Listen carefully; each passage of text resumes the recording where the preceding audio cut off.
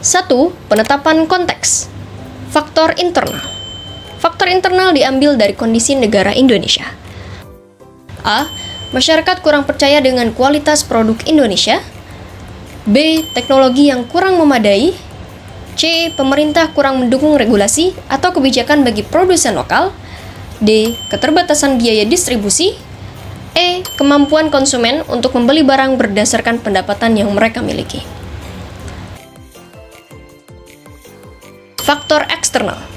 Faktor eksternal diambil dari kondisi negara Cina. A. Inovasi produk yang beragam dan mengikuti tren masa kini. B. Distribusi negara Cina lebih cepat dan terintegrasi. C.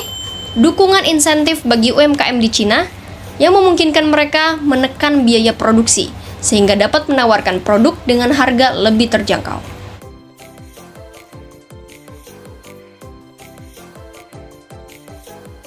Identifikasi resiko.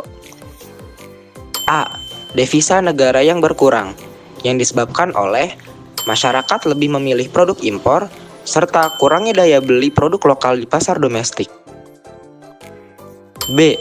Banyaknya pabrik lokal terpaksa tutup karena menurunnya permintaan, sehingga berdampak pada PHK massal, yang disebabkan oleh kalah saing terhadap produk dari Cina dan regulasi impor barang dari negara Cina yang menguntungkan Cina, seperti perjanjian ACFTA.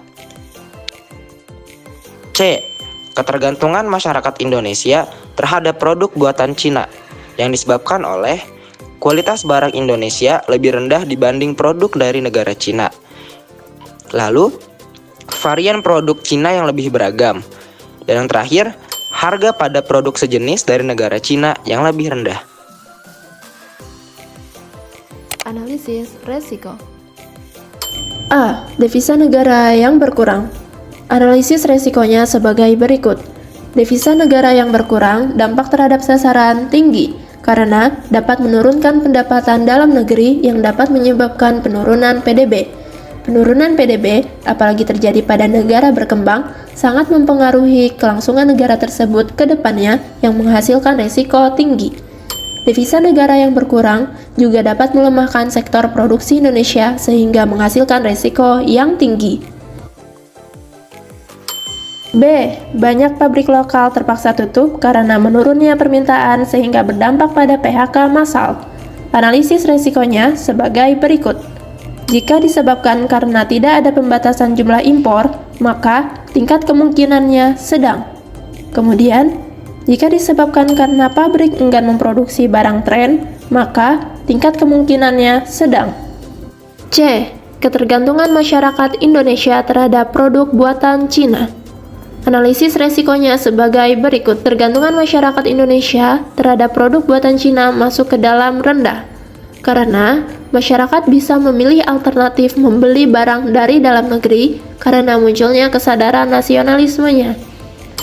Kemudian, dikatakan rendah karena Indonesia juga mulai meningkatkan kualitas dan keragaman produk lokal meskipun tantangan tetap ada. Membuat urutan prioritas atau evaluasi resiko.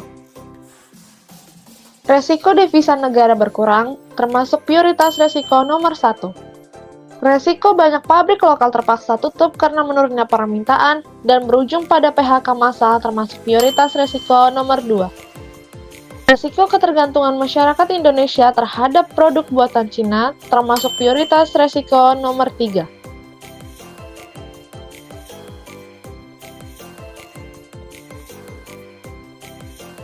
Mitigasi Risiko.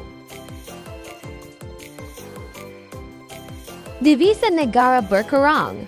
Pertama, mendorong kampanye nasional Bangga Buatan Indonesia untuk meningkatkan kesadaran masyarakat terhadap produk dalam negeri.